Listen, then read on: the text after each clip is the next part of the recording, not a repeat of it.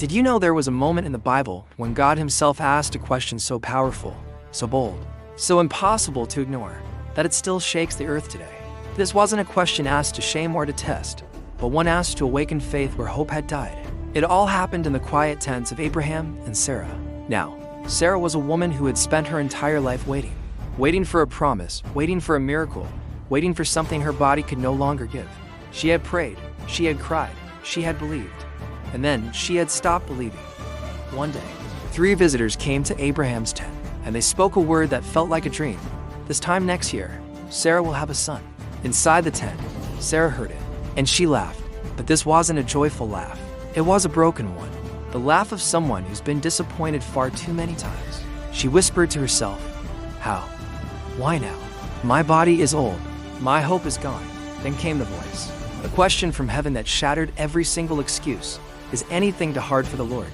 And suddenly, the impossible didn't look so impossible anymore. Because this question wasn't about Sarah, it was about God. The God who formed galaxies with his breath. The God who split seas and raised the dead. The God who doesn't need circumstances to line up, he creates them. A year later, Sarah held a baby in her arms. Her tears turned to laughter. Her pain turned to promise. Her waiting turned into a testimony. But that wasn't the only time God asked this question. Centuries later, when Jerusalem lay in ruins and hope was buried under ashes, God spoke again through the prophet Jeremiah. "Behold, I am the Lord, the God of all flesh. Is there anything too hard for me?" It was a reminder, even when everything around you screams impossible, heaven whispers, "Watch me." Maybe today, you're like Sarah, waiting, tired and out of strength. Or maybe you're like Jeremiah, surrounded by situations that look dead and hopeless. But right now, God is asking you the same question. Is anything too hard for me? Your miracle is not too late. Your breakthrough is not too big. Your prayer is not too impossible. Your story is not over. Because when God speaks, even the impossible must bow.